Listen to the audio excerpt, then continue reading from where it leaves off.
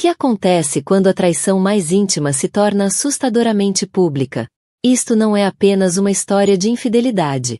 É um conto de poder, legado e das consequências devastadoras de subestimar uma mulher que já não tem nada a perder.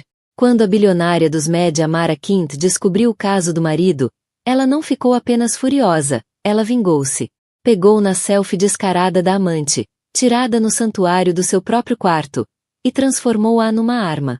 Esta é a história de como uma única fotografia se tornou numa declaração de guerra, estampada na primeira página de um jornal que ela própria possuía, destruindo uma família e expondo um mundo de segredos muito mais sombrios do que um simples caso. A Penthouse dos Quint na Park Avenue não era apenas uma casa. Era um museu de uma dinastia. Ocupando os 2 últimos andares de um monólito de calcário, as suas janelas do chão ao teto ofereciam uma vista divina sobre Manhattan. Cada objeto dentro das suas paredes contava uma história de poder. O imponente Jean-Michel Basquiat no átrio. O brilho suave do cristal Baccarat. O peso contido dos tapetes antigos que amorteciam um século de segredos. Este era o mundo em que Amara Quint havia nascido. Um mundo que o seu pai, o formidável titã dos média Robert Quint, construíra e lhe confiara. Ela era guardiã do seu legado, mais notavelmente do The New York Chronicle, um jornal capaz de fazer ou desfazer carreiras com uma única manchete. Aos 46 anos, Amara era tão elegante e imponente quanto seu entorno. Tinha a inteligência afiada do pai e a beleza clássica e serena da mãe. Geria o Quint Media Group com mão firme. A sua vida era uma obra-prima cuidadosamente curada de reuniões de conselho, galas de caridade e serenos serões com o marido de 20 anos, Julian Croft. Julian era, em todos os aspectos, o complemento perfeito para ela. Um homem feito por si próprio, arquiteto célebre cujos designs elegantes e inovadores remodelaram os quilines. Possuía um charme capaz de desarmar o jornalista mais cínico. Era o lado caloroso e acessível do casal poderoso. O seu sorriso fácil, o contraponto perfeito à graça reservada de Amara. O casamento deles era admirado, invejado e considerado inabalável. A primeira fissura nesta fachada perfeita surgiu não com um estrondo, mas com uma vibração. Era uma terça-feira à noite. Amara estava no seu estúdio privado, um espaço revestido a madeira de cerejeira escura, a rever as provas finais da edição de fim de semana do Chronicle. As luzes da cidade cintilavam lá embaixo como um tapete de diamantes espalhados. O seu telefone, pousado com o ecrã virado para baixo na secretária de mogno polido, vibrava suavemente. Uma notificação do Instagram. Raramente verificava. A sua presença nas redes sociais era uma questão cuidadosamente gerida a nível corporativo. Esta, no entanto, era uma mensagem direta de um nome que ela vagamente reconheceu, uma socialite mais jovem, alguém da periferia do seu círculo. A mensagem era breve, quase apologética. Amara, lamento muito ser eu a enviar-te isto. Achei apenas que devia saber. Abaixo do texto havia uma captura de ecrã. Por um momento, a mente de Amara não conseguiu processar o que estava a ver. A imagem estava desfocada, claramente tirada com um telemóvel em pouca luz, mas o cenário era-lhe tão familiar quanto seu próprio reflexo. Era o seu quarto, o quarto deles. A cabeceira feita por encomenda, esculpida a partir de madeira reciclada de uma vinha francesa, era inconfundível, tal como a silhueta tênue do mobile Calder que pendia perto da janela. Um presente de Julia no seu 15º aniversário de casamento. Mas foi o conteúdo da foto que lhe tirou o ar dos pulmões. Uma jovem, que Amara nunca tinha visto antes, estava recostada contra suas almofadas. Era bela de uma forma moderna e incisiva, com cabelo negro e um beicinho desafiador. Usava apenas a camisola de cachemira em decote em V preferida de Julia, a cinzenta que Amara lhe comprará na Escócia. A mulher segurava um telefone, tirando uma foto de si própria no espelho da parede oposta. Os seus olhos no reflexo brilhavam com um fulgor triunfante. A legenda na publicação original, visível no fundo da captura de ecrã, eram 4 simples palavras. Where belong? O nome da conta era Siena Russo. O mundo girou. As paredes revestidas a cerejeira pareciam fechar-se. O ar tornava-se denso e pesado. Cada respiração era uma luta. O primeiro instinto de Amara foi uma onda visceral de dor pura. A traição era absoluta. Não se tratava apenas de um caso num quarto de hotel anônimo. Era uma profanação, uma invasão. Essa mulher, essa estranha, estivera na sua cama, na sua casa, a tocar nas suas coisas, a respirar o seu ar. E Julian permitiu-o. Ele trouxe aquilo para o seu santuário. A dor foi rapidamente seguida por uma raiva fria e clarificadora. Era uma característica herdada. A fúria dos Quint. O seu pai era famoso por isso.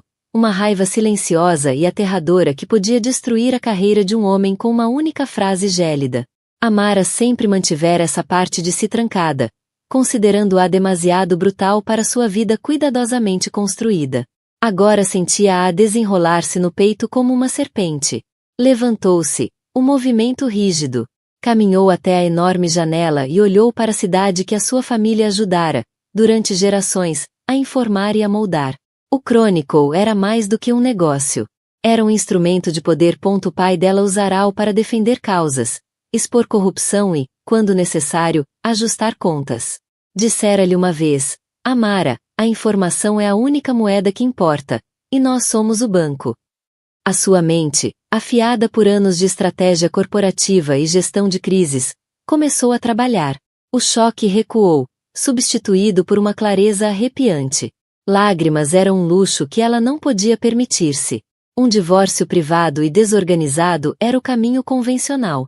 Advogados, acordos, desgraça silenciosa.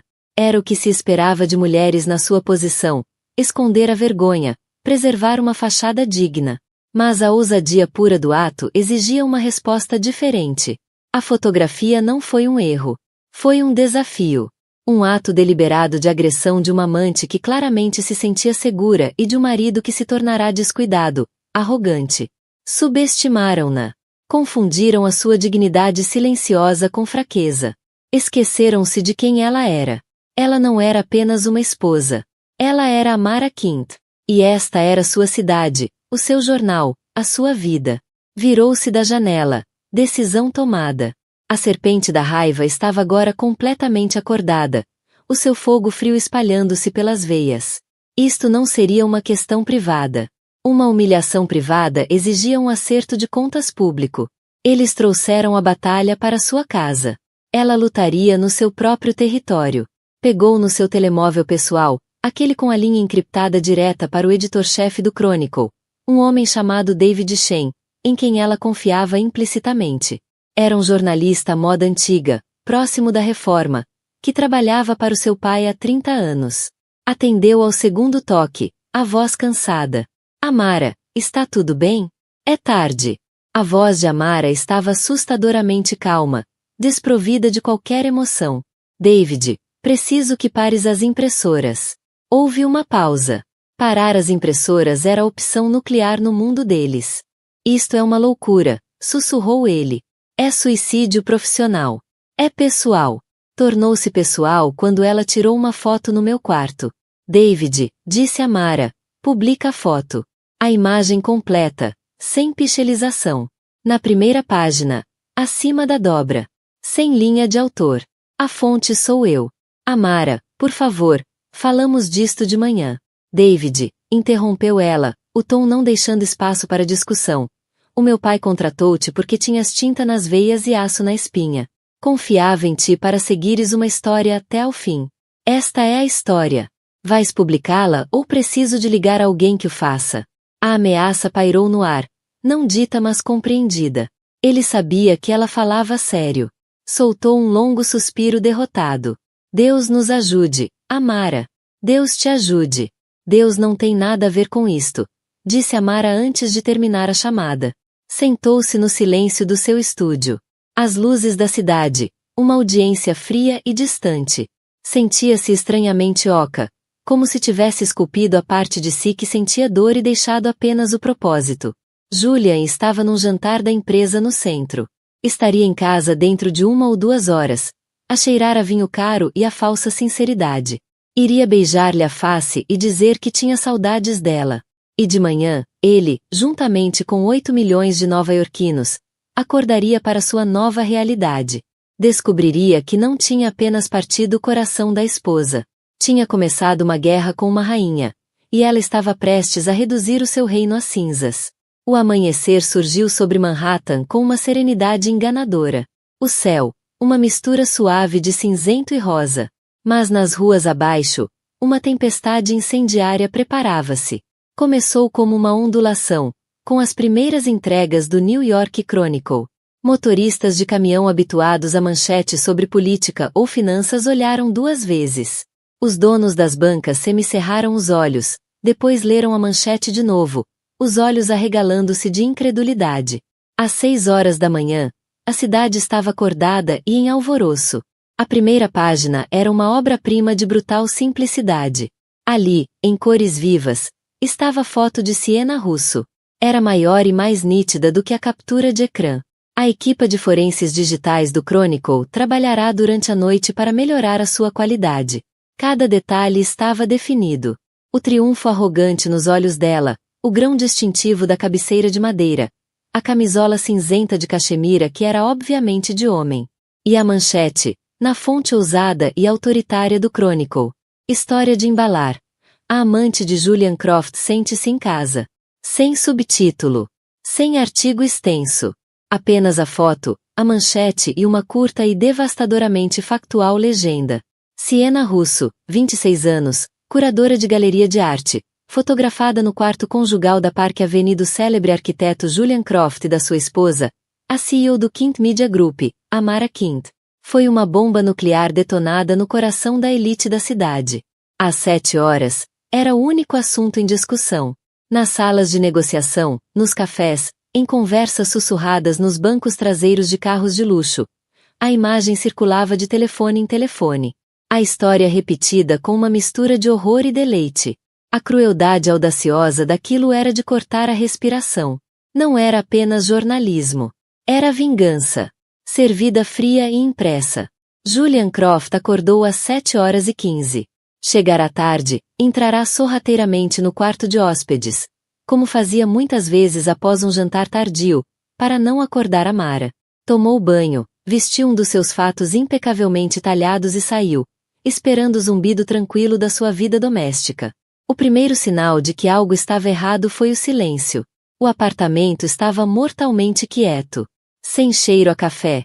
Sem som das notícias da manhã. O seu telemóvel, que deixará a carregar na consola do corredor, brilhava como uma árvore de Natal. Dezenas de chamadas não atendidas. Um dilúvio de mensagens. Julian, que raio é isto? Liga-me. O sócio.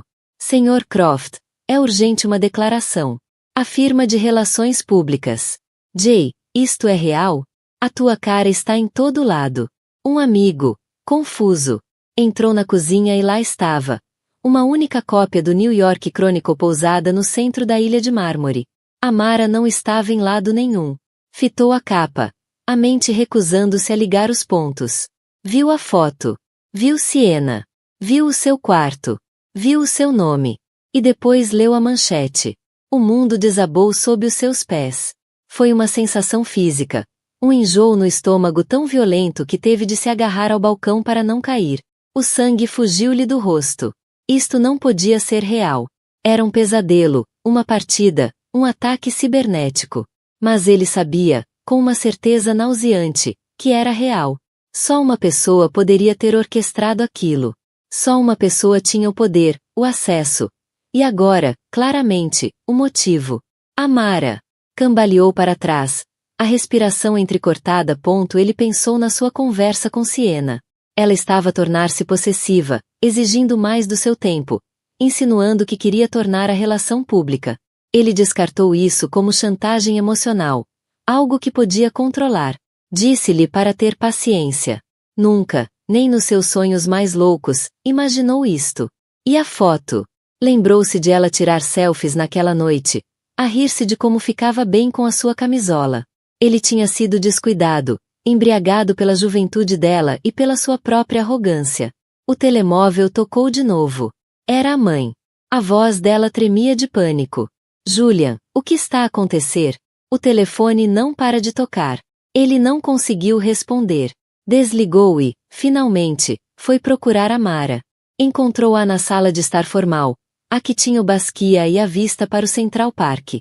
Ela vestia um vestido de negócio cinzento ardósia, o cabelo preso num penteado severo e brilhante. Estava de pé junto à janela, um tablet na mão, a fazer scroll calmamente. Olhou para ele quando entrou, os olhos tão frios e cinzentos quanto o vestido. Amara, crocitou ele, a voz um sussurro rouco. O que é que fizeste?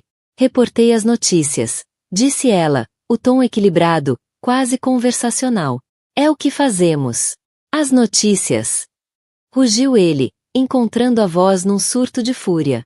Chamas a isto notícias? Isto é uma execução pública. Destruíste-me. Destruíste-nos. Estás enganado, disse ela, pousando o tablet. Tu destruíste-nos quando convidaste aquela criatura para nossa cama. Eu estou simplesmente a limpar a desordem ao pôr a nossa vida em chamas para que o mundo veja. Ele respondeu de imediato, as mãos a tremer. A minha carreira acabou. A minha reputação. E o nosso filho? Pensaste sequer no Alex? A menção do filho, algo, dor, arrependimento, passou pelo rosto dela, mas desapareceu tão depressa quanto surgiu. Estou a pensar nele, disse ela. Estou a pensar no legado que um dia ele vai herdar. Um legado de força, não de fraqueza e humilhação pública às mãos de um marido infiel. Então escolheste um tipo diferente de humilhação, uma maior, disse ele, com desprezo, o desespero tornando-o cruel. Acreditas que isto te faz parecer forte? Faz-te parecer uma bruxa vingativa e amarga. Toda a gente está a rir-se de ti, Amara, a esposa desprezada que é dona do jornal. Que riam, respondeu ela, impassível. Eles não são os que importam. As pessoas que importam veem isto pelo que é. Uma mensagem de que a casa Quint não tolera traições, nem na sala de reuniões, nem no quarto. Ele fitou-a, verdadeiramente a ver a mulher com quem se casara pela primeira vez em anos. A parceira calma e apoiadora tinha desaparecido. No seu lugar estava a filha de Robert Quint, uma mulher forjada no fogo corporativo. E ele percebeu, com horror crescente, que nunca a tinha realmente conhecido. Vira o poder dela como um acessório da sua própria vida, não como uma arma que podia ser virada contra ele. Eu vou processar-te, cuspiu ele. Vou processar o jornal por difamação, por mentira. Amara quase sorriu. Foi um sorriso aterrador. Com que fundamento, Julian? A fotografia é falsa. Ela não é tua amante? Não tiveste uma relação com ela? Ela não tirou aquela foto nesta casa? Cada palavra que publicamos é verdade. E a verdade é uma defesa absoluta. Os nossos advogados estão, digamos, preparados. Ele estava encurralado. Completamente encurralado. Sem defesa, sem saída. Ela usará a verdade como guilhotina. Entretanto, do outro lado da cidade, num pequeno, elegante, mas comparativamente modesto apartamento em Sorro, Siena Russo também acordava. O seu telemóvel estava a explodir, mas com um tipo diferente de mensagens. Notificações de sites de notícias, pedidos de amizade de milhares de estranhos, comentários venenosos no seu Instagram, que de alguma forma fora tornado público. E depois, uma amiga enviou-lhe a capa do Chronicle. A sua primeira reação foi uma onda de triunfo puro e absoluto. Ela conseguirá. Forçara-lhe a mão. O mundo agora sabia que ela existia. Já não era um segredo. Este era o primeiro passo. O escândalo público, o divórcio inevitável. E depois, Julian, livre e desimpedido, viria ter com ela. Ela tinha vencido. Mas à medida que lia os comentários, um nó frio de receio começou a formar-se no estômago. Destruidora de lares. Lixo nojento. Aproveita bem os teus 15 minutos, sua estúpida. A vitriolência era chocante. Viu o seu próprio rosto, a expressão arrogante espalhada por todo lado, símbolo de infidelidade descarada. Queria ser vista, mas não assim. Queria ser a mulher que conquistou o homem poderoso. Não a vulgar que foi apanhada na cama dele. Tinha planeado controlar a narrativa. Talvez com uma fuga para um colunista de mexerico simpático. Nunca antecipara isto. Isto não era uma fuga controlada. Isto era um bombardeamento. Amara Quint não expôs apenas o caso. Ela marcou-a a ferro. O dono da galeria ligou-lhe. Siena, disse ele, a voz fria, acho melhor não vires hoje. Nem nunca mais. Estamos a ser inundados com chamadas. Os nossos patronos são conservadores. A tua associação deixou de ser viável. O seu triunfo azedou em pânico. Não era assim que a história devia terminar. O golpe final e mais doloroso da manhã veio de meio país de distância, na Universidade de Stanford.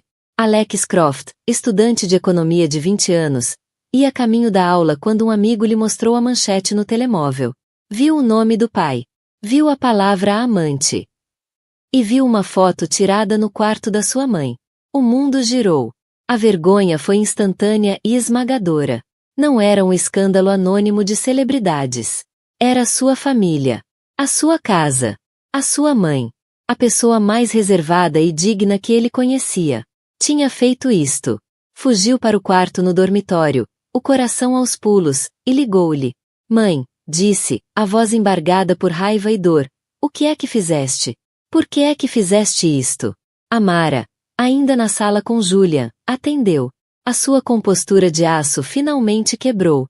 Ouvir a dor do filho era a única coisa que podia perfurar a sua armadura. Alex, começou, a voz mais suave. O mundo inteiro está a ver isto. Os meus amigos estão a ver.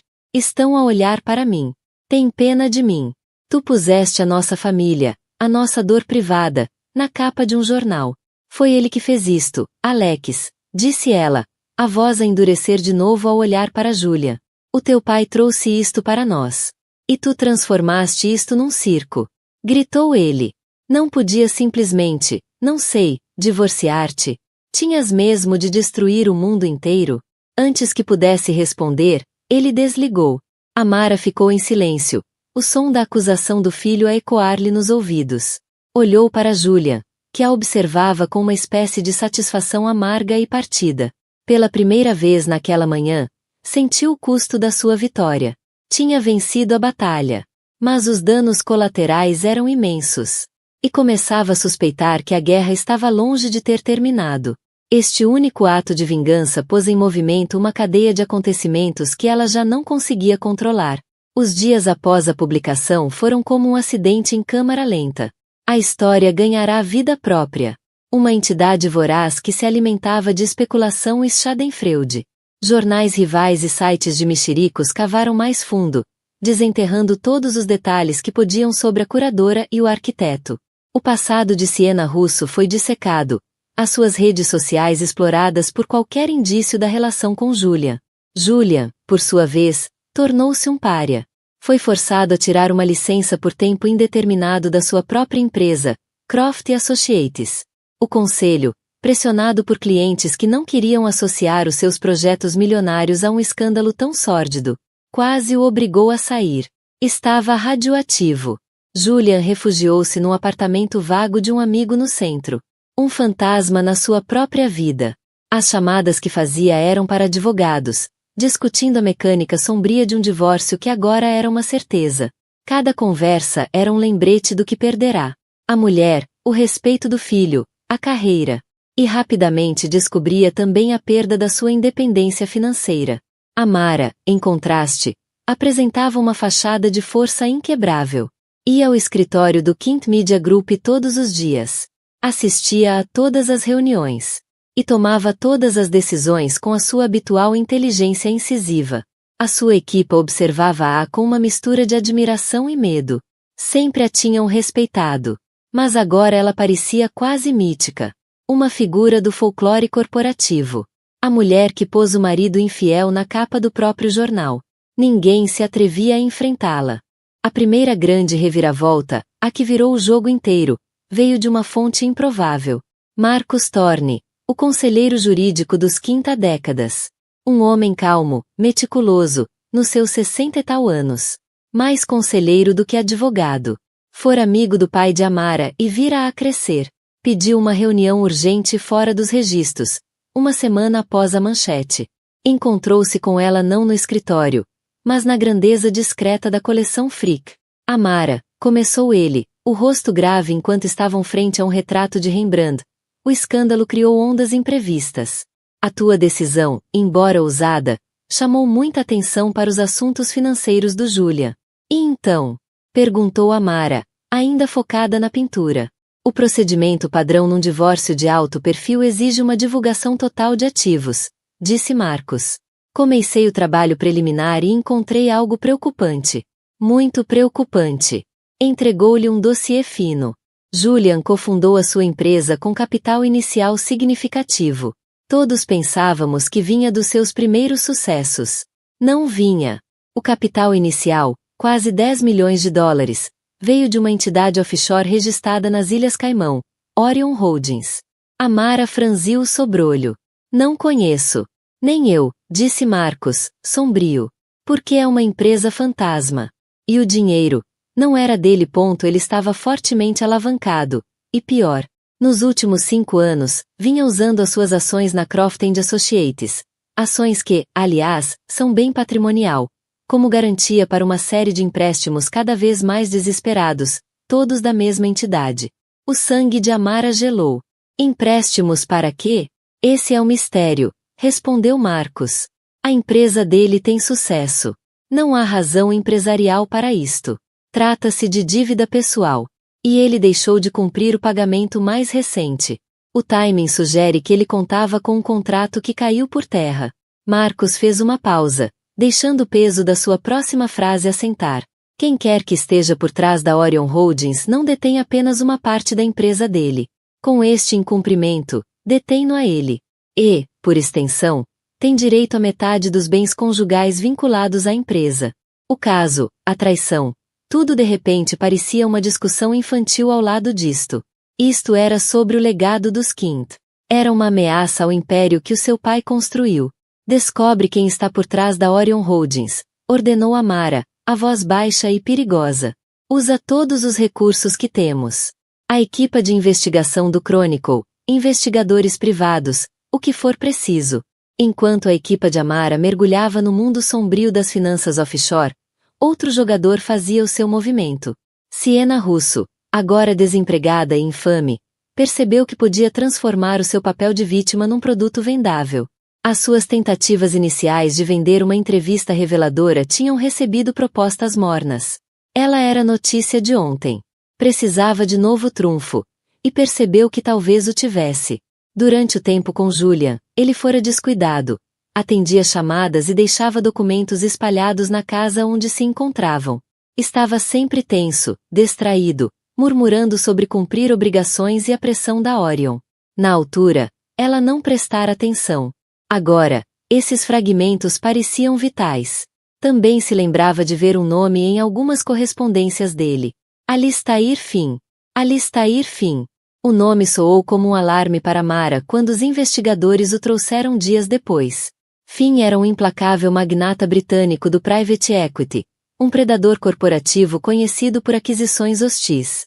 Era também o maior rival de Amara, dono de um conglomerado de média concorrente que tentava comprar o Chronicle há anos. O pai dela desprezava-o, chamando-o de abutre que confunde destruição com criação. As peças começaram a encaixar-se com uma velocidade aterradora.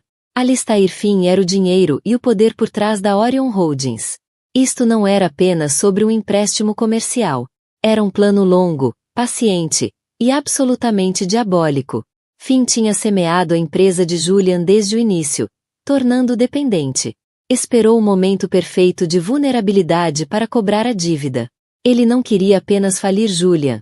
Queria ganhar influência sobre Amara. Ao controlar a dívida do marido, controlava um bem conjugal significativo. No divórcio, podia reivindicar participação no grupo de média dos Quint, ou forçar uma liquidação de ativos. O caso não foi a causa da crise. Foi apenas o gatilho. Julia não tinha sido apenas um tolo apaixonado. Fora um peão no jogo de xadrez de um bilionário. O caso com Siena, a imprudência, o escândalo público. Tudo era a tempestade perfeita que Finn esperava. Amara sentiu uma onda de raiva tão profunda que quase a cegou. Tinha sido manipulada. Todos tinham. Julia, apesar dos seus pecados, era uma mosca apanhada numa teia que não compreendia. Siena era um peão. E ela, Amara, era o verdadeiro prêmio. O plano de Finn era brilhante na sua crueldade. Usará o casamento dela como arma contra si própria. Ela precisava de falar com a única pessoa que poderia ter visto as engrenagens desta máquina de perto. Siena Russo.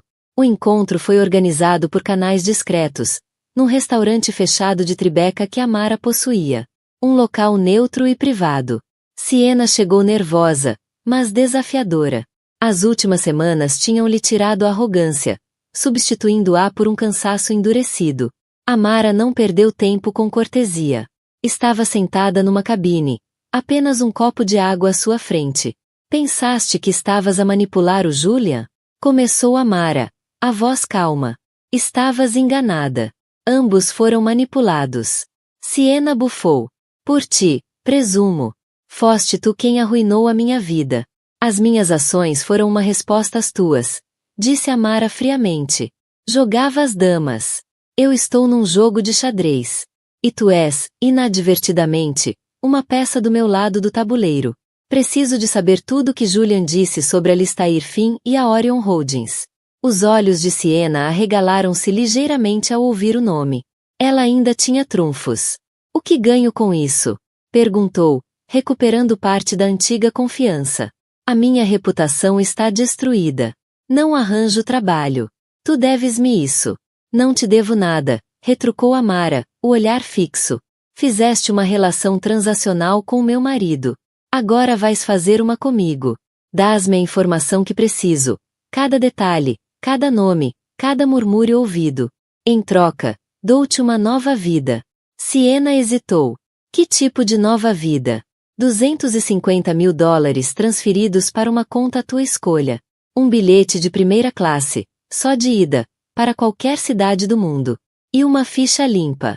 Em troca, continuou Amara, assinas um acordo de confidencialidade tão hermético que, se voltares a dizer os nomes Quint, Croft ou Finn, passarás o resto da vida na miséria. E desaparecerás. Entraste no meu mundo à procura de um pagamento. Aqui está. Aceita o acordo ou sai com nada. E enfrenta o desagrado de Alistair Finn sozinha.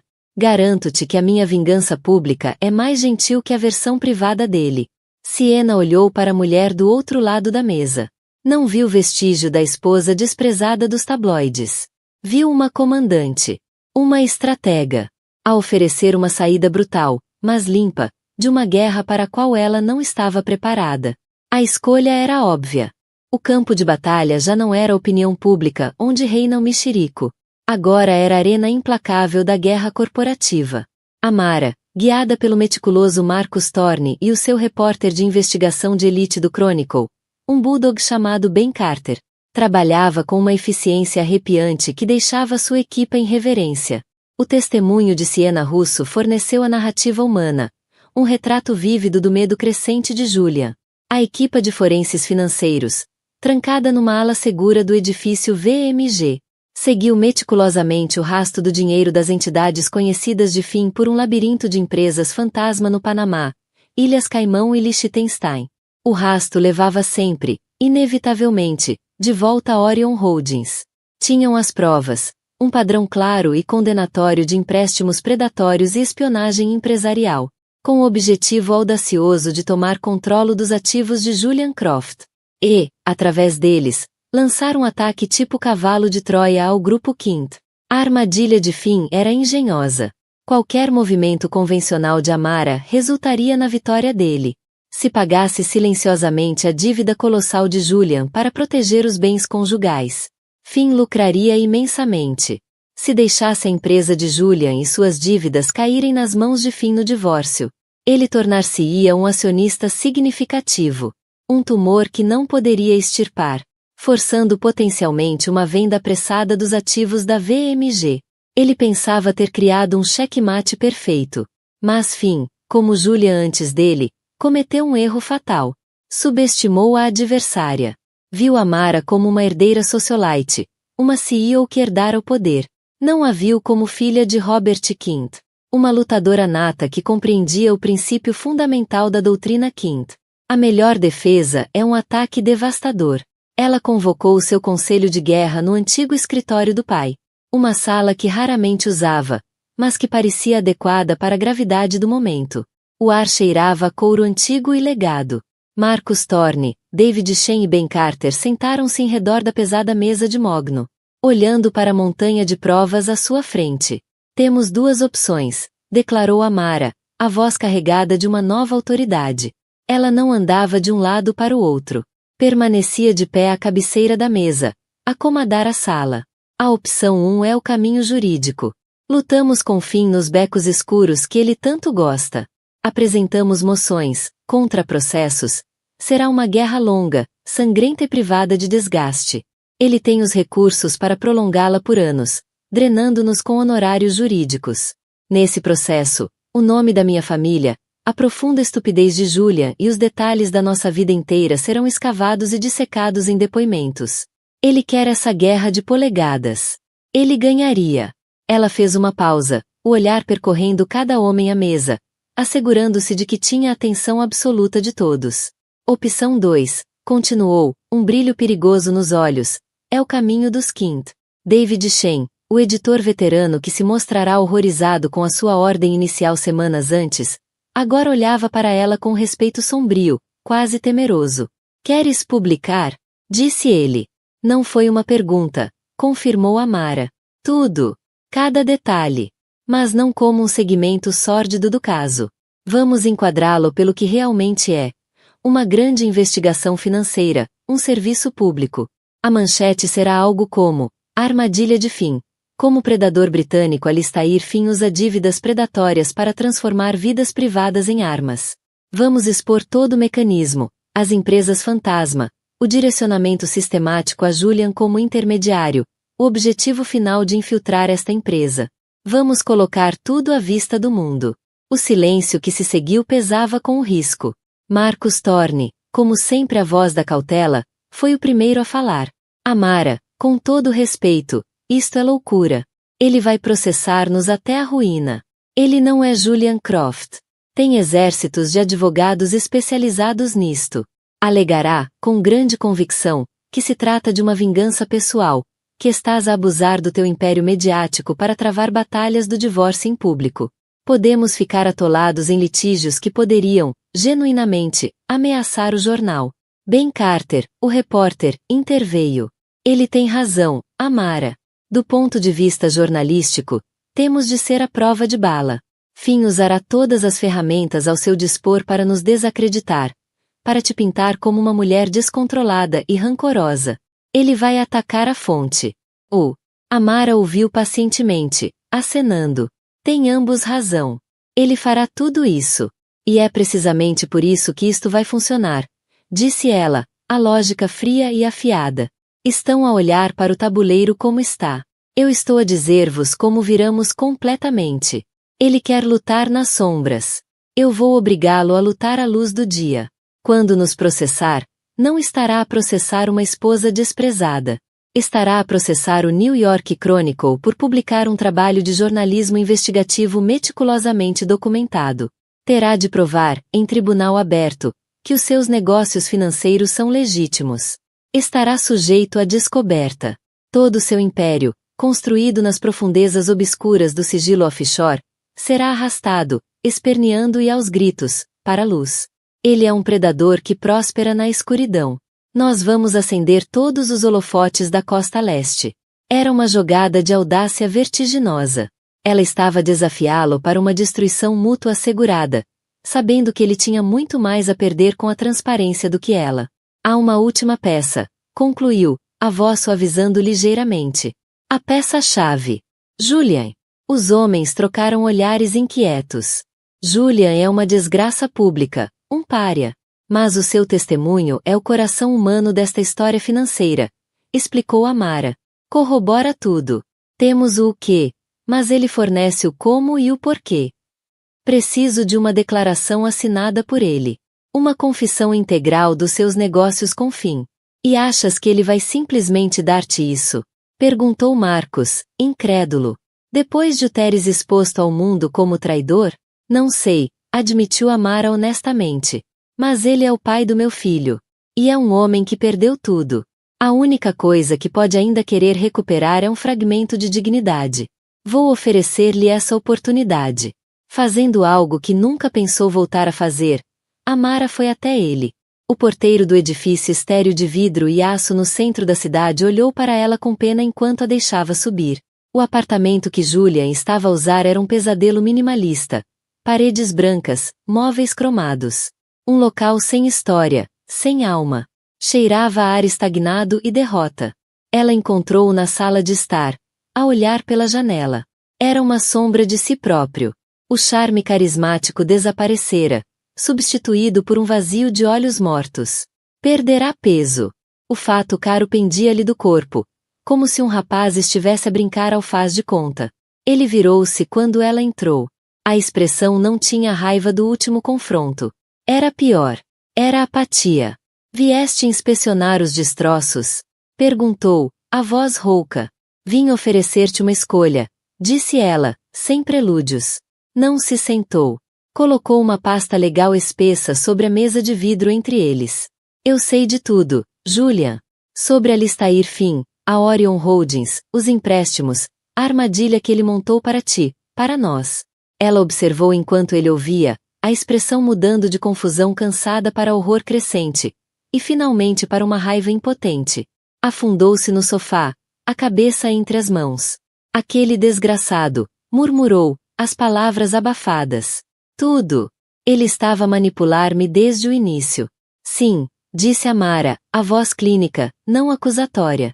Ele jogou com todos nós. E agora vou terminar o jogo. Estou a preparar uma reportagem para o Chronicle. Vamos publicar tudo. Julian levantou os olhos, incrédulo. Estás louca. Ele vai destruir-te. Ele não é como eu, Amara. Ele é um assassino. Estou ciente, disse ela. Mas a reportagem é infinitamente mais forte com a tua cooperação. Preciso da tua voz. O teu testemunho será o prego no caixão dele. Ela deslizou um único documento e uma caneta pela mesa. Preciso que assines esta declaração detalhando tudo, todas as conversas, todas as ameaças, todos os pagamentos. Ele olhou para a caneta como se fosse uma cobra. Soltou uma gargalhada amarga e quebrada. E por que raio faria isso? Para te ajudar? Tu destruíste-me publicamente. Pegaste na minha vida e puseste a arder.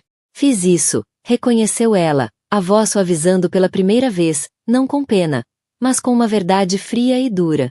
Destruí a vida que estavas a viver. Agora estou a oferecer-te a oportunidade de construir outra.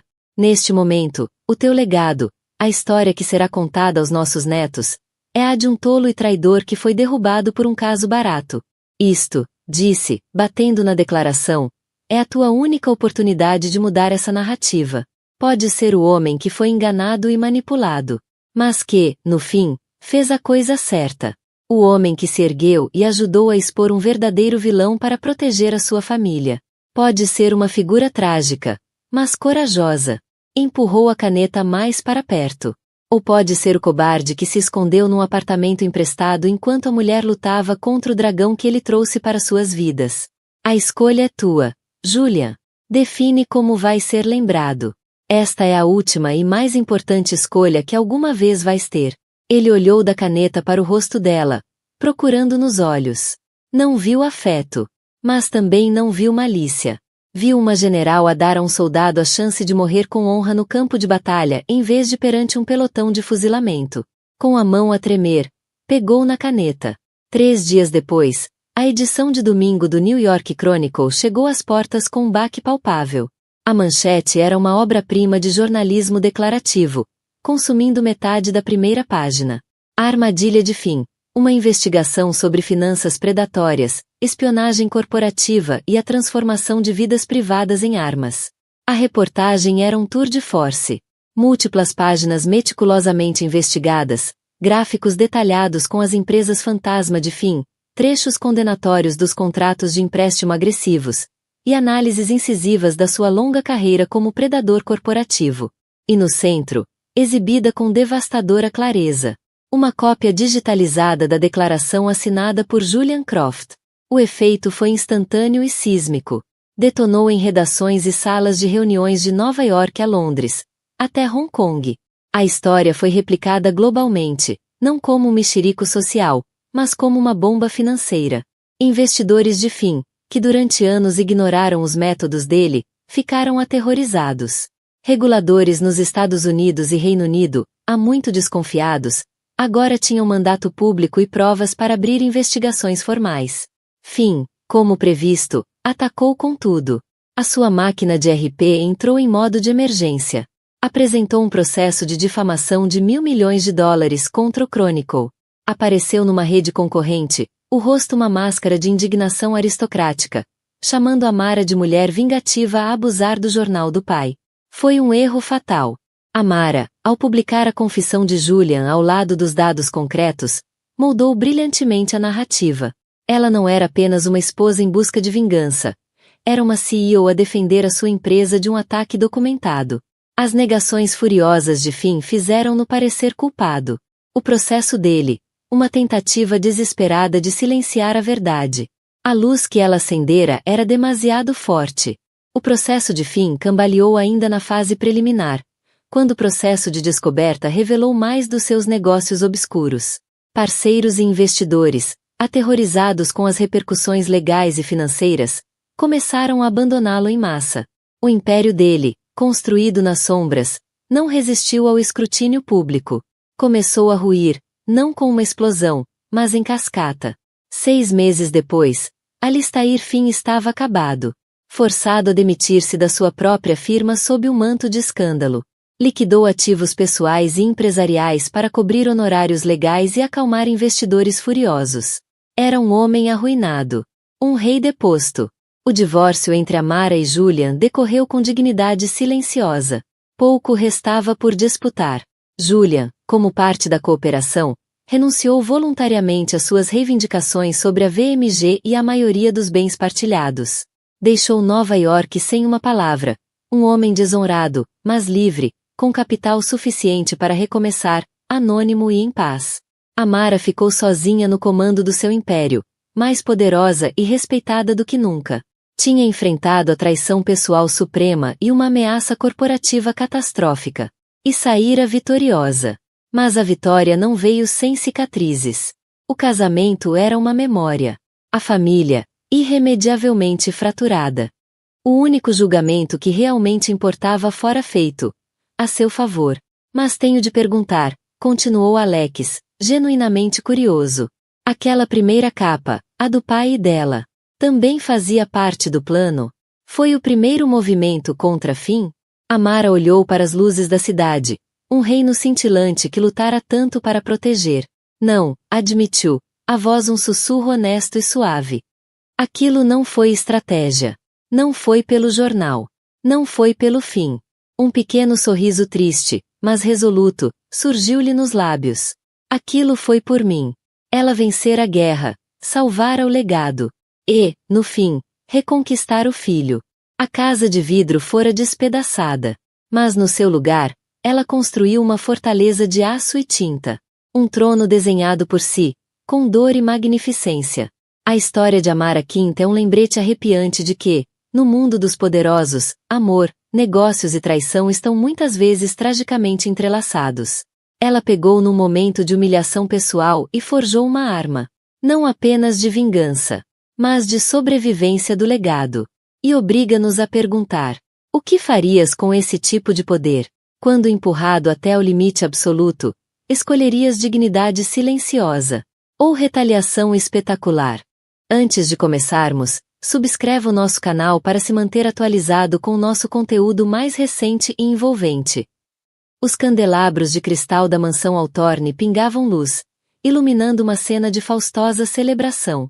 Era a festa do ano, um evento deslumbrante, organizado pelo casal dourado da cidade, Ethan e Olivia Ashod. Mas, enquanto o champanhe corria e a orquestra tocava, um segredo sombrio estava prestes a despedaçar a fachada cintilante. Enquanto Ethan, o carismático herdeiro de um império de $1.000 milhões, envolvia sua deslumbrante amante Sofia num abraço apaixonado na pista de dança, estava alheio à tempestade que se formava à sua porta. A sua esposa grávida, Olivia, não estava em casa a descansar como ele pensava. Ela estava a chegar à entrada principal, não com lágrimas nos olhos, mas com um documento na mão que faria o mundo dele desmoronar. A mansão Hawthorne não era apenas uma casa. Era uma declaração. Empoleirada no topo de uma colina com vista para a cidade extensa. As suas colunas brancas e os jardins cuidados sussurravam sobre dinheiro antigo e poder intocável. Esta noite era um caleidoscópio de diamantes cintilantes, sedas esvoaçantes e o zumbido baixo de conversas influentes. Esta era a festa do 30º aniversário de Ethan Ashod, e era menos uma celebração dele do que um testemunho do legado da sua família. Ethan movia-se pela multidão com a graciosidade fácil de um homem nascido no privilégio. O seu sorriso era uma arma cuidadosamente calibrada, desarmando rivais de negócios e encantando as esposas dos seus investidores. Era um retrato de sucesso, um smoking sob medida colado ao seu corpo atlético, um relógio no pulso que valia mais do que uma casa nos subúrbios, e um ar de comando sem esforço. Ele era o rei daquele castelo, e todos os presentes eram cortesãos. Ethan, querido, superaste-te, disse a senhora Vanderbilt, uma mulher cujo rosto era um testemunho das maravilhas da cirurgia estética moderna. Qualquer coisa pelos meus amigos, Patrícia, respondeu ele, a voz suave como uísque envelhecido. Os seus olhos, no entanto, desviavam-se por cima do ombro dela, varrendo a sala. Ele procurava alguém. A sua esposa, Olivia, estava conspicuamente ausente.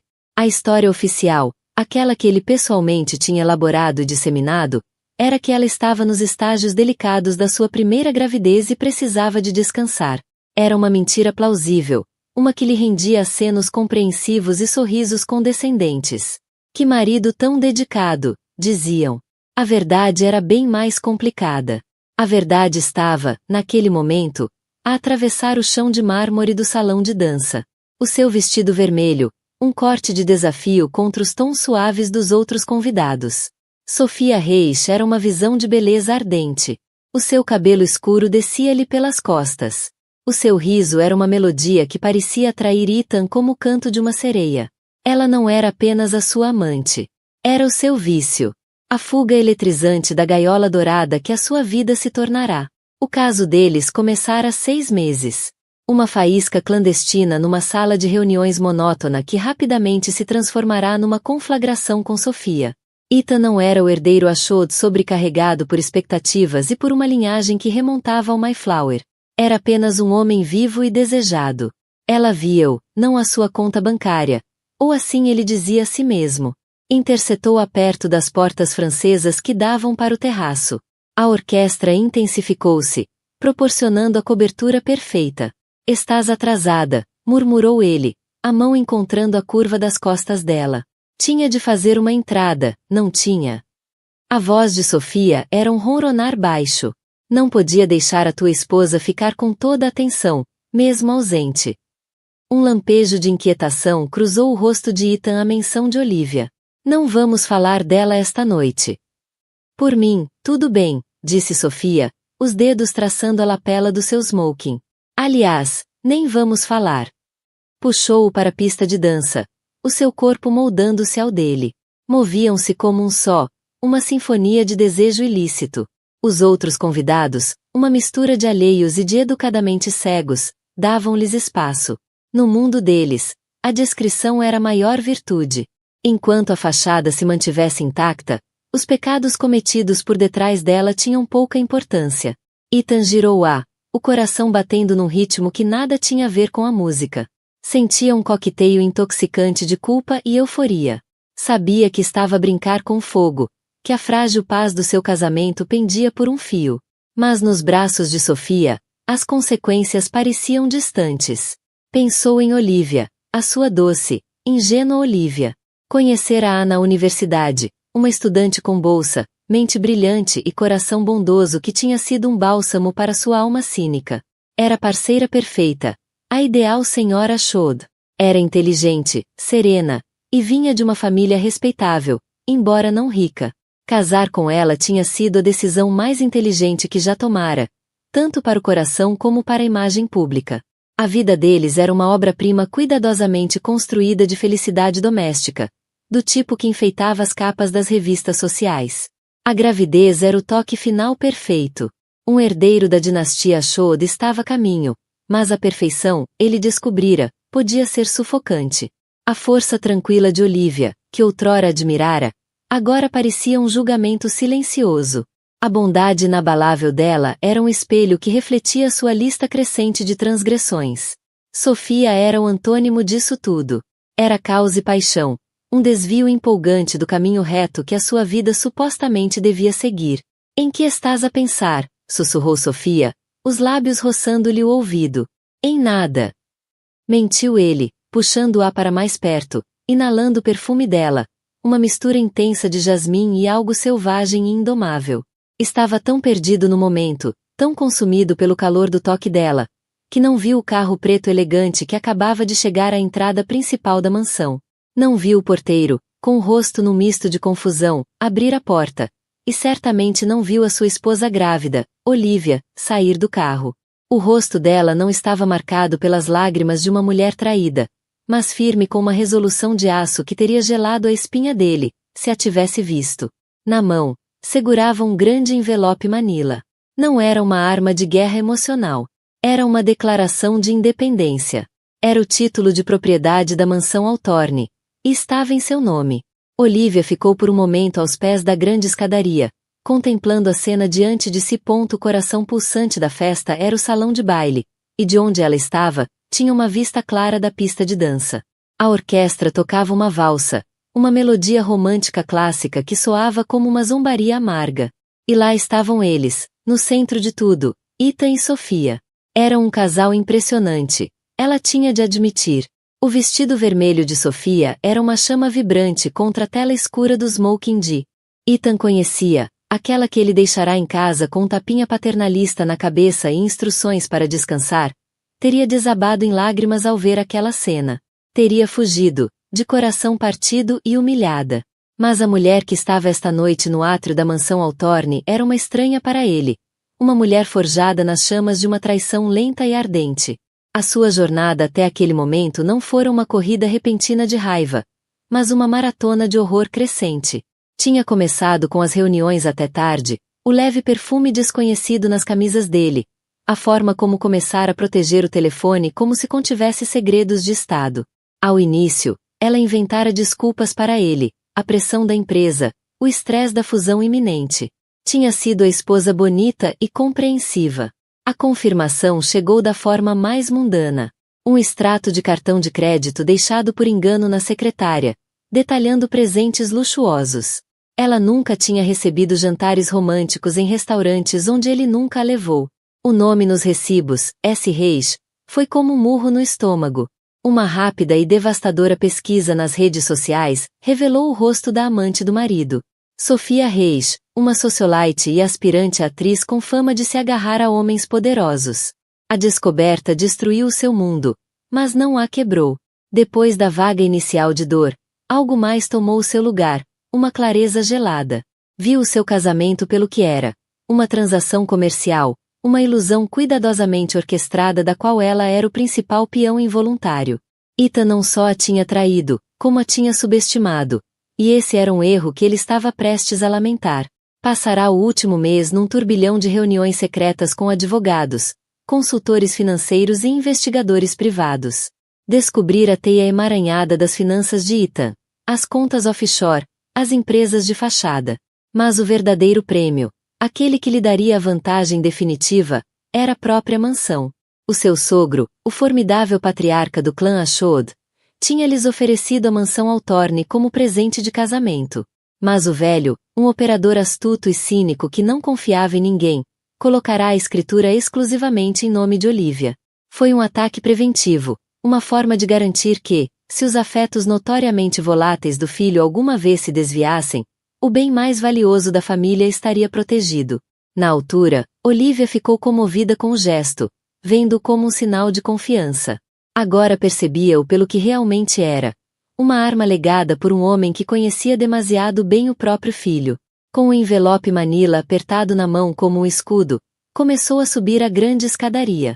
Ignorou os olhares curiosos e as conversas sussurradas que a seguiam. A sua atenção era única, o alvo definido. Quando chegou ao topo da escadaria, a música chegou ao fim. Os dançarinos aplaudiram. As suas gargalhadas e conversas preencheram o silêncio momentâneo. Ethan e Sofia ainda estavam no centro da pista de dança, corados e ofegantes. Ele inclinou-se para lhe sussurrar algo ao ouvido, e o riso de Sofia foi alto e triunfante. Foi nesse momento que Olivia escolheu fazer-se notar. Ethan, disse ela. A sua voz não era alta, mas cortou o burburinho da festa como uma lâmina de gelo. Ethan congelou. O som da voz da esposa naquele lugar, naquele momento, era tão inesperado, tão absolutamente impossível, que por um segundo pensou tê-la imaginado. Virou-se lentamente, uma expressão de incredulidade marcando seus traços perfeitos. E então viu-a. Ela estava na borda da pista de dança, uma visão num vestido branco simples mas elegante, que pouco escondia o suave inchaço da gravidez.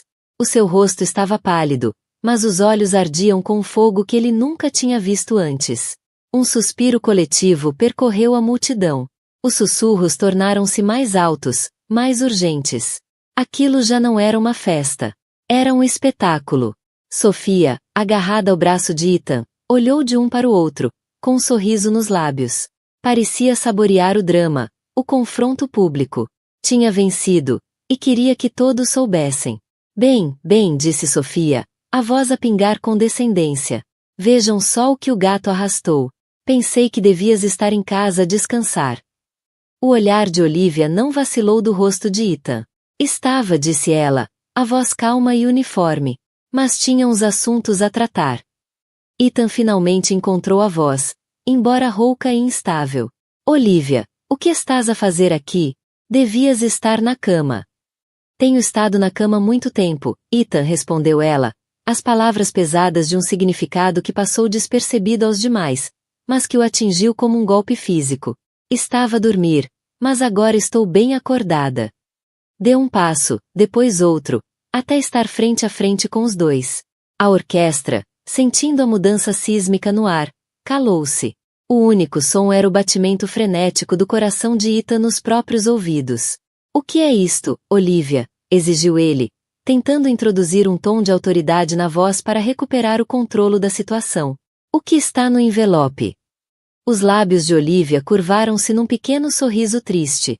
É uma prenda, disse. Pelo teu 30º aniversário. Estendeu-lhe o envelope Manila. Ele hesitou por um momento, os olhos indo do rosto dela para o de Sofia, para o mar de rostos curiosos que os rodeavam. Sentia-se encurralado, exposto, como um animal preso nos faróis de um carro. Com uma mão trêmula, pegou no envelope. Rasgou-o, os movimentos apressados e desajeitados. Tirou o maço de papéis lá dentro, e os olhos passaram pela primeira página. Viu o cabeçalho oficial, o jargão legal, o endereço familiar da mansão Altorne, e depois viu o nome impresso em negrito, em tinta preta inegável. Olivia Ashod, única proprietária. A cor esvaiu-se-lhe do rosto. O salão de baile, com os candelabros cintilantes e os convidados elegantemente vestidos, pareceu inclinar-se no eixo. Levantou os olhos para Olivia, os olhos arregalados numa mistura de incredulidade e horror crescente. Feliz aniversário, querido, disse Olivia, a voz suave mas com aço. Agora, tira-te da minha casa. O silêncio que se seguiu às palavras de Olivia foi tão profundo que parecia que o ar tinha sido sugado da sala.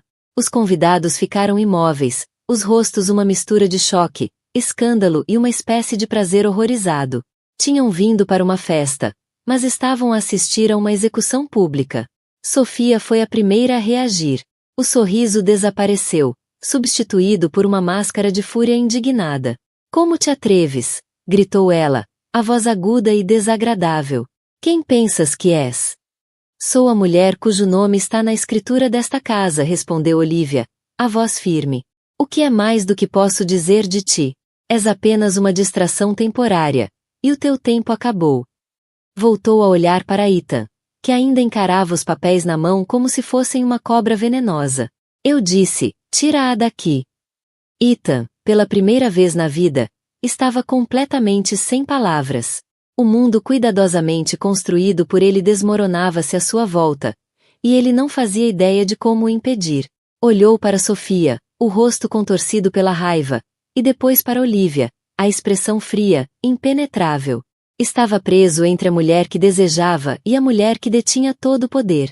O vestido vermelho, que minutos antes parecia tão glamouroso, agora parecia uma bandeira de derrota. Os convidados, percebendo que o evento principal terminara, começaram a dispersar, os sussurros seguindo Sofia para fora do salão. Tinham a sua história, o escândalo que seria assunto da cidade durante semanas. Ethan e Olivia ficaram sozinhos no centro da vasta pista de dança vazia. A orquestra já tinha recolhido e ido embora. Os empregados de Catherine limpavam discretamente os restos da festa. O silêncio era ensurdecedor. Olivia, começou Ethan, a voz suplicante. Precisamos de conversar. Não há nada para conversar, disse ela, virando-se para sair. Por favor, disse ele, estendendo a mão para lhe tocar no braço. Não faças isto. Ela parou, mas não se virou para ele. Não fazer o quê, Ethan? Defender-me. Recusar-me a ser o teu capacho? Perdoa-me se ainda estou a aprender isto. Tenho representado o papel da esposa perfeita e aliada durante tanto tempo que quase me esqueci de quem realmente sou. Desculpa, disse ele, e pela primeira vez, soou sincero. Estraguei tudo. Eu sei. Mas nós podemos resolver isto. Temos um filho a caminho. Ao ouvir a menção do bebê, um vislumbre de dor atravessou o rosto de Olivia. Era a única brecha na sua armadura, a única vulnerabilidade que ela não conseguia esconder por completo. Não te atrevas a usar o nosso filho como moeda de troca, disse ela, a voz a tremer com uma raiva muito mais poderosa do que a explosão teatral de Sofia. Perdeste esse direito quando decidiste começar uma segunda família com ela. Ela não é isso, insistiu ele. Ela não significava nada. Olivia finalmente virou-se para encará-lo, os olhos cheios de uma tristeza cansada. Significava o suficiente para me humilhares em frente dos nossos amigos e família. Significava o suficiente para arriscares tudo o que construímos. Significava o suficiente para me partires o coração. Respirou fundo, recuperando a firmeza. Quero-te fora da casa, Ethan. Mandarei empacotar as tuas coisas e enviá-las para um hotel. O meu advogado entrará em contato com o teu na segunda-feira de manhã. Olivia, não podes estar a falar a sério, disse ele, a voz tingida de pânico. O meu pai, a empresa, a minha reputação. Devias ter pensado na tua reputação antes de decidires ter um caso, respondeu ela, a voz sem qualquer traço de compaixão. Quanto ao teu pai, tenho a sensação de que será mais compreensivo do que pensas. Ela virou-se e afastou-se, de costas direitas, cabeça erguida. Não olhou para trás. Não precisava. Tinha vencido. Ethan ficou sozinho entre os escombros da sua festa, a escritura da mansão ainda apertada na mão. Nunca se sentirá tão impotente, tão completa e absolutamente derrotado. O rei tinha sido destronado, não por um rival ou inimigo, mas pela única pessoa que ele tomara por garantida. Os dias seguintes passaram numa névoa de controlo de danos e humilhação pública. A história da festa estava em todo lado, estampada nas colunas de mexericos e sussurrada nas salas de reuniões e nos clubes de campo da elite da cidade. Ethan tornou-se um pária, um aviso ambulante. O pai, como Olivia previra, foi surpreendentemente pragmático em relação à situação. Estava furioso, não com a infidelidade, mas com a exposição pública do escândalo. Trouxeste vergonha para esta família, rugiu ele ao telefone. Mas o dano está feito. Agora temos de o conter. Convocou Olivia ao seu gabinete, um espaço austero e intimidante no último andar da Torre Ashod. Ela foi, não como uma suplicante, mas como uma igual. Presumo que esteja aqui para falar do divórcio, disse ela, sentando-se sem esperar convite. O velho olhou para ela com um novo respeito. Sempre a vira como um acessório bonito e maleável para o filho. Começava agora a ver o aço sob a seda. Não haverá divórcio, disse ele, a voz firme. Não agora. Não com um bebê a caminho. A imprensa faria uma festa. As ações da empresa desabariam. Isso não é problema meu, respondeu Olivia com calma. Vai ser, retorquiu ele. Estou preparado para te oferecer um acordo. Empurrou uma pasta por cima da mesa de mogno polido. Olivia abriu-a. Lá dentro estava uma proposta, uma espécie de contrato. Oferecia-lhe uma participação significativa na empresa, um lugar no conselho de administração e independência financeira total. Em troca, teria de manter a aparência pública do casamento com Ethan até o bebê nascer e o escândalo acalmar. Quer que eu continue a viver uma mentira? Perguntou ela, incrédula. Quero que sejas inteligente, disse ele. Ethan foi um tolo. Já foi castigado. Mas o nome Ashod, o legado Ashod é maior do que ambos. Isto não é sobre perdão, Olivia. É sobre poder. Estou a oferecer-te um lugar na mesa. Um verdadeiro, não como esposa do Ethan, mas como parceira. Olivia olhou para os papéis na mão e depois para o rosto duro e astuto do velho. Pensou no bebê a crescer dentro dela, uma criança que nasceria neste mundo de poder e privilégio, um mundo que agora ela tinha a oportunidade de moldar. Pensou na mulher que tinha sido, a mulher facilmente descartada e desvalorizada. E pensou na mulher em que se estava a tornar, uma mulher que nunca mais seria subestimada. Um sorriso lento espalhou-se-lhe pelo rosto. Era o sorriso de uma rainha que acabará de dar xeque-mate ao rei. Muito bem, Sr. Ashod, disse ela, estendendo a mão. Temos um acordo. Apertaram as mãos, dois aliados improváveis, unidos por um interesse comum. A preservação de um império. A guerra estava longe de terminar, mas uma nova e poderosa aliança acabava de ser forjada. E Olivia Ashod, a esposa traída, era agora uma jogadora num jogo que nunca tencionara jogar. Mas era uma aluna rápida, e estava determinada a vencer. A mansão Altorne, outrora símbolo do seu casamento perfeito, agora parecia um mausoléu. O silêncio era uma presença constante e opressiva, quebrado apenas pelo tic-tac do relógio de pêndulo no átrio e pelos passos sussurrados dos empregados, que agora olhavam com uma mistura de pena e reverência. Olivia tinha vencido a batalha, mas a vitória sabia pouco. Ethan tinha sido banido para uma suíte luxuosa de hotel que lhe parecia mais uma prisão. Telefonava-lhe diariamente, a voz um coqueteio patético de remorsos e desespero.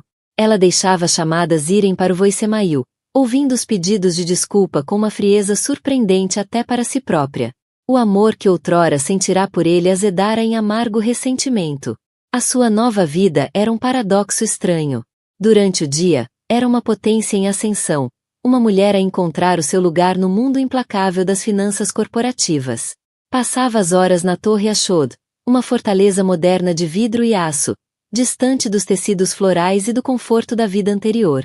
Era uma aluna aplicada, devorando relatórios, fazendo perguntas inteligentes nas reuniões do conselho e ganhando o respeito relutante dos veteranos da empresa, que inicialmente a tinham descartado como uma cara bonita. O sogro, um homem que ela antes temia, tornará-se o seu improvável mentor. Via nela uma ambição e frieza que espelhavam as suas próprias, uma qualidade que sempre sentirá em falta no filho. Ensinou-lhe a dança intrincada do poder, a arte do negócio, a importância de projetar uma confiança inabalável. Ethan, entretanto, estava em queda livre, cortado da empresa, ostracizado do círculo social, sem acesso à mulher nem à casa. Era um homem à deriva. Passava os dias num nevoeiro de álcool e autopiedade. As noites assombradas pela imagem de Olivia na festa, os olhos dela como lascas de gelo. Tentou contactar Sofia, mas ela tinha desaparecido. O número dela estava desligado, as redes sociais apagadas. Ouvia sussurros de que tinha saído do país, que tinha sido paga pelo pai para desaparecer. A ideia de que o seu caso apaixonado e avassalador se reduzisse a uma mera transação financeira era um novo e particularmente amargo tipo de humilhação. Era um rei sem reino. Um homem despojado de poder, propósito e identidade. Sempre fora Ethan Ashod, o herdeiro aparente. Agora era apenas Ethan. E não fazia ideia de quem isso era. Numa noite, movido por um desespero incontido de ver Olivia, de fazer mais um apelo, apareceu na mansão sem avisar. Encontrou-a no jardim, sentada num banco de pedra, as mãos pousadas sobre a barriga grávida. Estava serena, bela e absolutamente inalcançável. Olivia, disse ele, a voz. Ela ergueu o olhar, a expressão indecifrável. O que estás a fazer aqui, Ethan? Não devias estar aqui. Tinha de te ver, disse ele, dando um passo em frente. Não consigo viver assim. Preciso de ti. Preciso da nossa família. Tu destruíste a nossa família, disse ela, a voz plana, sem emoção. Posso consertar. Juro. Faço tudo. Vou à terapia. Corto relações com quem tu não confiares. Serei o marido que mereces. Ela olhou-o durante longos segundos, os olhos a perscrutarem-lhe o rosto. Viu o desespero nos olhos dele, o arrependimento genuíno. Uma parte dela, a velha Olivia, a mulher que tanto o amara, queria acreditar. Mas a nova Olivia, a mulher forjada no cadinho da traição dele, sabia melhor. É tarde demais, Ethan, disse ela, A voz suave mas definitiva. Tu não partiste só o meu coração, partiste a minha confiança. E isso é algo que nunca se conserta. Levantou-se e caminhou de volta para casa, deixando-o sozinho no crepúsculo. Ele observou-a afastar-se, um sentimento de fim absoluto a invadir-lhe o corpo. Tinha-a perdido. Tinha perdido tudo. Ao entrar em casa, o telemóvel de Olivia vibrou. Era uma mensagem do sogro. Reunião do conselho amanhã às 9 horas. Esteja preparada para discutir a nova estratégia de marketing. Ela respirou fundo, afastando a imagem persistente do rosto despedaçado de Ethan. Tinha uma nova vida agora, um novo propósito. Já não era apenas uma esposa, uma futura mãe. Era uma empresária, uma mulher de poder, uma força a ter em conta. Era Olivia Ashod, e estava apenas a começar. A guerra pelo Império Ashod acabava de começar, e as linhas estavam a ser traçadas. De um lado, o velho patriarca e a sua nova protegida. Do outro, o herdeiro caído em desgraça. Um homem sem nada a perder, consumido por sede de vingança. E no meio, uma criança por nascer. O prêmio final num jogo onde não poderia haver vencedores, apenas sobreviventes. As semanas que se seguiram foram uma aula magistral de guerra psicológica. A mansão Altorne tornou-se a fortaleza de Olivia. A torre Ashod, o campo de batalha. Ela prosperava naquele ambiente de apostas altas. A mente afiada, os instintos apurados. Já não estava a representar um papel. Ela tinha se tornado o papel seu sogro, a quem agora chamava pelo primeiro nome, Arthur. Tratava-a com respeito áspero que beirava a admiração. Via o ferro na alma dela e reconhecia um espírito semelhante. Empurrava-a, desafiava-a e, ao fazê-lo, moldava-a numa empresária formidável. Ethan, no entanto, não era alguém que se deixasse descartar com facilidade. Movido por um poderoso coqueteio de ressentimento e uma necessidade desesperada de reivindicar o seu direito de nascença, começou a planear o seu regresso. Começou por reconstruir pontes com os membros do conselho que o seu pai alienara ao longo dos anos, usando seu charme e promessas de uma liderança mais moderna e menos autocrática para os conquistar. Também começou a investigar as finanças da empresa, à procura de qualquer sinal de fraqueza, qualquer erro que pudesse explorar. E encontrou uma série de investimentos arriscados, fora dos registros, que Arthur fizera anos antes, uma aposta que rendera lucros generosos, mas que deixará a empresa vulnerável. O confronto deu-se na reunião anual de acionistas. Realizada num salão de festas cavernoso de um hotel no centro da cidade, o ar estava carregado de tensão e do cheiro a dinheiro. Olivia, agora com uma gravidez avançada, sentava-se ao lado de Arthur na mesa principal, imagem de poder calmo e confiante. Ethan, com um ar desgastado mas determinado, subiu ao palco para um discurso não programado. Apresentou as indiscrições financeiras do pai com precisão fria e calculada, pintando um retrato de um líder imprudente e ultrapassado que colocará todo o Império Ashod em risco. A sala explodiu num coro de murmúrios preocupados. Os membros do conselho trocaram olhares ansiosos. O rosto de Arthur tornou-se uma máscara trovejante de fúria. Isto é um ultraje, bradou, levantando-se. Uma tentativa desesperada e patética de um filho desonrado para tomar o poder. Será, contrapôs Ethan, a voz carregada de falsa sinceridade. Ou será a verdade? Uma verdade que escondeste durante anos. Uma verdade que podia ter destruído esta empresa. Virou-se para os acionistas, a voz ressoando com uma autoridade recém-descoberta. Não vos estou a pedir que perdoem os meus erros pessoais. Estou a pedir-vos que salvem esta empresa de um homem que já não está apto para liderá-la. Estou a pedir-vos que escolham um novo caminho, um novo futuro para a Ashod Industries. Ele conquistara-os. Olivia via-o nos rostos deles. Estavam influenciados pela sua confiança, pelas suas promessas de transparência e de uma nova era de liderança. Sentiu uma admiração relutante pela audácia dele, pela ousadia pura do seu golpe de poder, mas não tinha chegado tão longe para ser derrubada pelo seu marido sentimental e infiel. Enquanto Ethan conspirava o seu golpe, ela preparava-se para a guerra. Levantou-se, a barriga grávida símbolo não de vulnerabilidade, mas do futuro, da continuação da dinastia Ashod. O meu marido tem razão, disse ela, a voz clara e forte, silenciando os murmúrios na sala. Um brilho de triunfo passou pelo rosto de Ethan. Arthur olhou para ela, com uma expressão entre a confusão e a traição. Ele tem razão ao dizer que houve segredos, continuou, o olhar a percorrer a sala. Tem razão ao dizer que houve erros, mas não vos contou a história toda. Pausou, deixando a tensão crescer.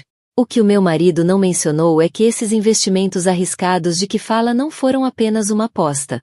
Foram uma tábua de salvação.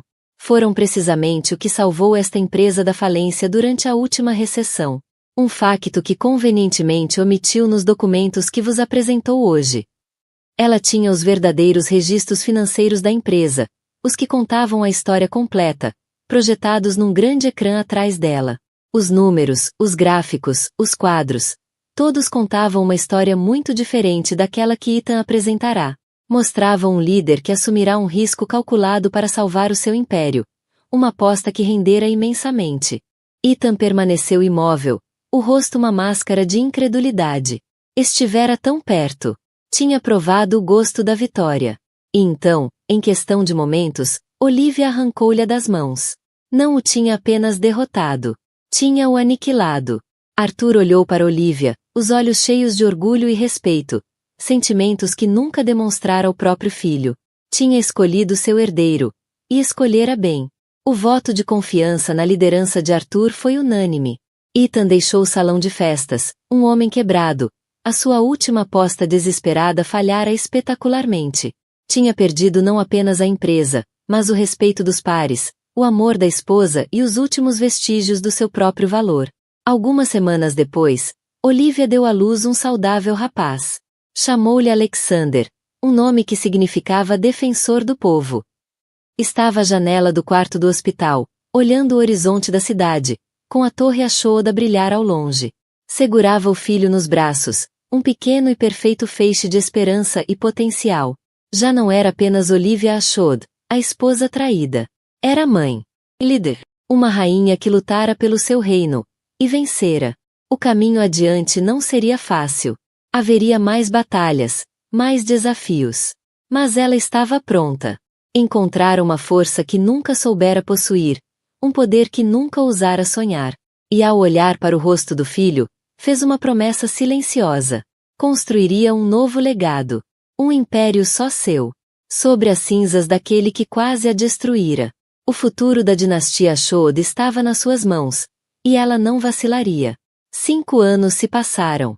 O escândalo que abalara a elite da cidade desvanecera-se de manchete incandescente à lenda sussurrada. Uma história de aviso contada em festas de cocktails. No seu lugar, uma nova narrativa germinava, meticulosamente cultivada por Olivia Ashod. Era a história de uma mulher que não apenas sobreviveu a uma humilhação pública, mas prosperou no seu rescaldo, transformando a Ashod Industries de um colosso de dinheiro antigo e estagnado numa potência dinâmica e visionária. A mansão Altorne já não era um mausoléu, mas uma casa cheia de risos, os de um menino brilhante e inquisitivo de 5 anos. Alexander era o centro do universo de Olivia, uma âncora na sua vida de alta intensidade. Tinha o sorriso encantador do pai e os olhos determinados dela. Criava-o para ser gentil, inteligente, e acima de tudo, para compreender o valor da integridade. Uma qualidade que, sentia ela, faltara dolorosamente na linhagem paterna. Falava pouco de Ethan. Para Alexander, o pai era um fantasma, um rosto em poucas fotografias cuidadosamente selecionadas, um homem em viagem há muito tempo. Arthur Ashod, com a saúde debilitada, reformara-se oficialmente, passando o título de CEO para Olivia. Passava agora os dias numa ala tranquila da mansão, um observador frágil mas ainda perspicaz, assistindo com imenso orgulho a mulher que outrora subestimara conduzir o seu legado para o futuro. A aliança nascida da crise solidificara-se num vínculo genuíno, embora pouco convencional, de respeito. Olivia era a filha que nunca tivera, a sucessora que o seu próprio filho nunca fora. Mas o passado nunca está verdadeiramente enterrado. Ele permanece, em peso, como uma semente adormecida à espera da primeira gota de chuva. A chuva chegou numa terça-feira de manhã, não como uma tempestade, mas como um anúncio discreto nas páginas financeiras. Uma nova empresa tecnológica, Phoenix Innovations, acabará de garantir um contrato revolucionário com o projeto de infraestrutura da cidade. Um contrato que a Ashod Industries liderava a corrida para conquistar. O nome do fundador e CEO da Fênix causou em Olivia um choque frio e familiar. Ethan. Ele estava de volta. Não era o homem quebrado e desonrado que fugira da reunião de acionistas 5 anos antes. A fotografia que o acompanhava mostrava uma pessoa diferente. O charme juvenil desaparecera, substituído por um olhar endurecido e cortante. Estava mais magro, mais firme, as bordas suaves do privilégio esculpidas por anos de luta.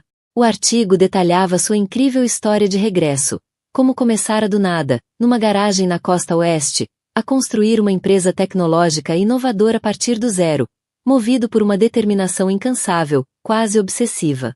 Não herdara o seu novo reino. Forjara-o. Olivia sentiu um turbilhão vertiginoso de emoções. Raiva por ele ousar desafiá-la no seu próprio terreno. Um relutante lampejo de respeito pela sua resiliência. E um medo profundo e perturbador. Ela conhecia Ethan. Conhecia a sua ambição. Ele não voltará apenas para competir. Voltava para recuperar o que acreditava ser seu por direito. O primeiro disparo fora feito. O contrato da cidade foi um duro golpe, mas não fatal. A guerra, no entanto, acabava de começar. Ethan, aproveitando o talento da Phoenix Innovations, iniciou uma campanha sistemática contra a Ashod Industries.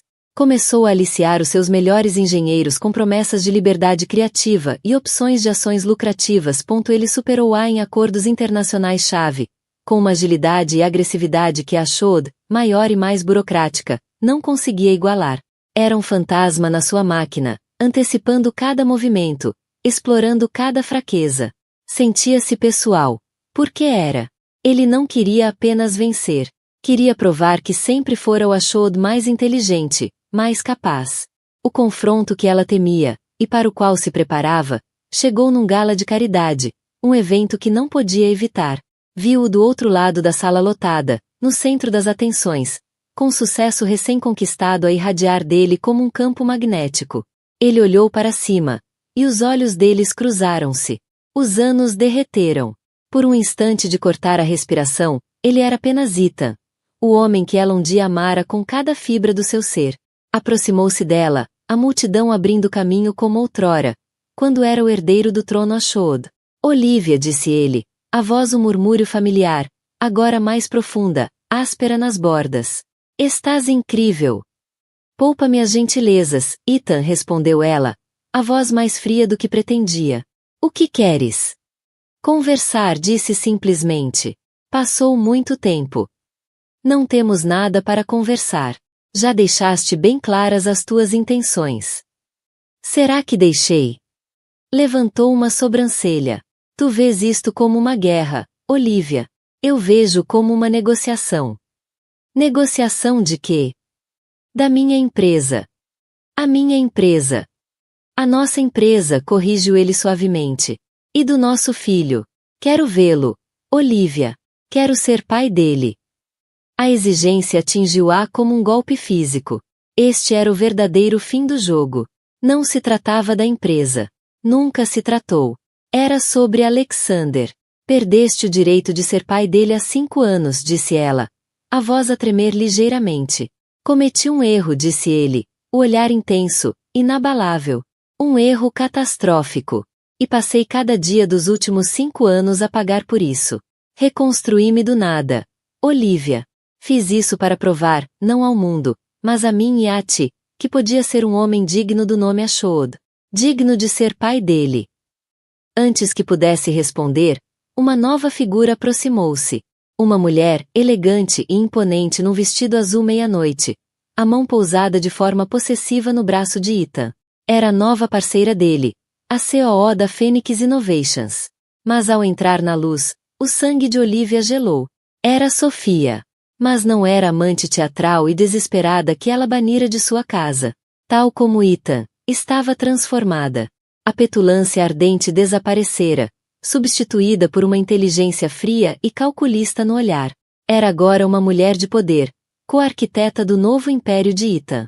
Olivia, disse Sofia, a voz suave e polida, sem o veneno de outrora. Já passou muito tempo. Vejo que te saíste bem. A audácia daquilo, A pura ousadia de estarem ali juntos, como uma frente unida, tirou-lhe o fôlego. Aquilo não era apenas um ataque empresarial ou uma batalha por custódia. Era um cerco coordenado e profundamente pessoal. Ethan olhou de Olivia para Sofia, um vislumbre de algo indecifrável nos olhos. Sofia é minha parceira de negócios, Olivia. Nada mais. É mesmo. A risada de Olivia foi cortante e frágil.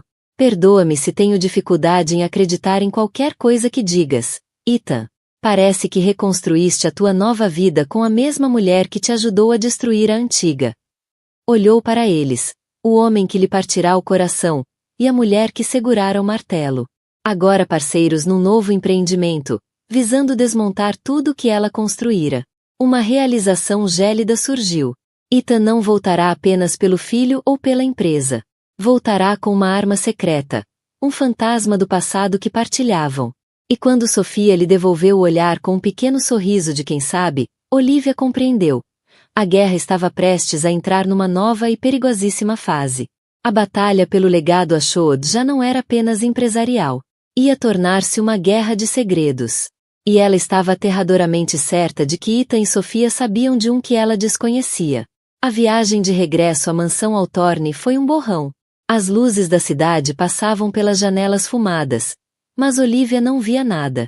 Apenas o sorriso frio de Sofia e a calma perturbadora nos olhos de Ethan. Era o olhar de um predador que encurralara a presa. Não estavam apenas a atacar a empresa. Estavam a sitiar a sua vida, e tinham trazido um ariete em forma de segredo que ela não conseguia identificar. Ao chegar, não foi para sua ala. Dirigiu-se diretamente à de Arthur. Encontrou-o junto à lareira, um cobertor de tartan sobre as pernas frágeis, a ler um livro de capa em pele. Levantou o olhar ao vê-la entrar, os olhos ainda afiados, percebendo imediatamente a sua angústia. Eles voltaram, disse Olivia, a voz tensa. Juntos. Arthur fechou o livro, os dedos nodosos pousando sobre a capa. Ethan e a rapariga. Ela já não é uma rapariga, Arthur. É a parceira dele. Juntos dirigem a Phoenix Innovations. Conquistaram o contrato da cidade e estão a ameaçar expor algo que acreditam poder destruir-nos. Uma sombra passou pelo rosto do velho. Foi uma mudança fugaz, quase imperceptível, mas Olivia, que passará 5 anos a estudar cada nuance dele, viu claramente. Era o reflexo de um medo muito antigo. Disparate, resmungou ele, a voz sem a autoridade habitual. Táticas desesperadas de um homem desesperado. Ele não tem nada. Tens a certeza? Pressionou Olivia, o olhar penetrando nele. Há algum esqueleto no armário da família Ashod, Arthur? Algo do passado que possa ser usado contra nós? Ele desviou o olhar para as chamas.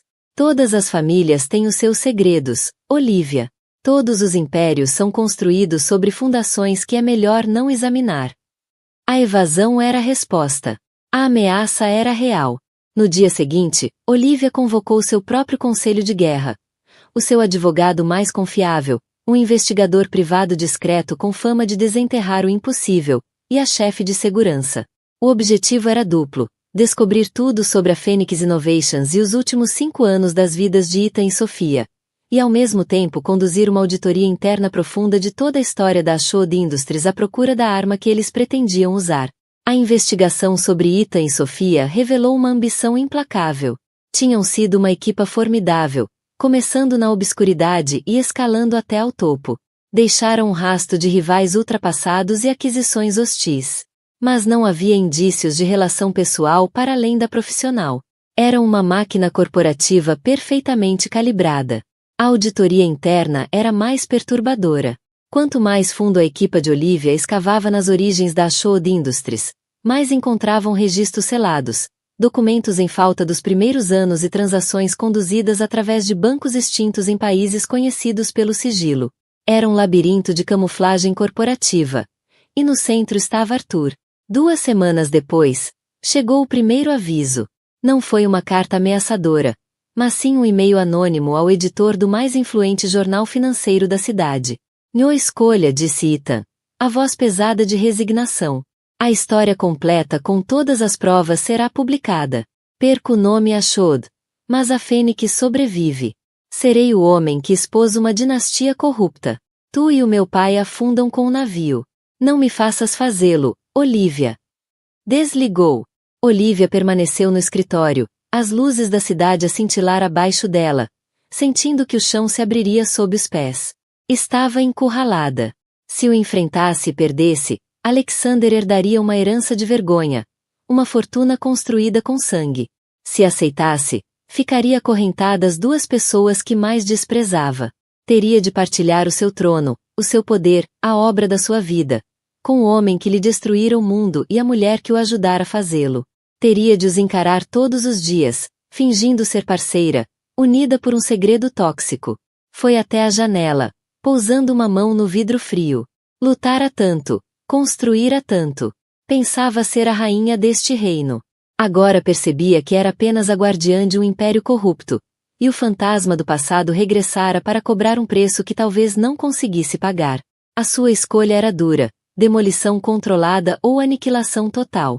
E tinha de decidir qual delas ela, e o filho, poderiam sobreviver. A história de Olivia Choad é um olhar cru e destemido sobre as complexidades do amor, da traição e da sedutora atração do poder. É um lembrete de que, às vezes, a maior força nasce da dor mais profunda, e que o fim de um capítulo é frequentemente o início de outro muito mais cativante. O que começou como a história de uma esposa de coração partido tornou-se numa saga de ascensão real. Se a jornada de Olivia, de vítima de engano à senhora do próprio destino, te tocou. Se te viste a torcer por ela enquanto virava o jogo contra quem a traiu, mostra o teu apoio. Dá um gosto a este vídeo. Partilha com alguém que valorize uma história de resiliência. E subscreve o canal para mais histórias de drama, intriga e do indomável poder do espírito humano. O que achas que Olivia deve fazer a seguir? Diz-nos nos comentários abaixo.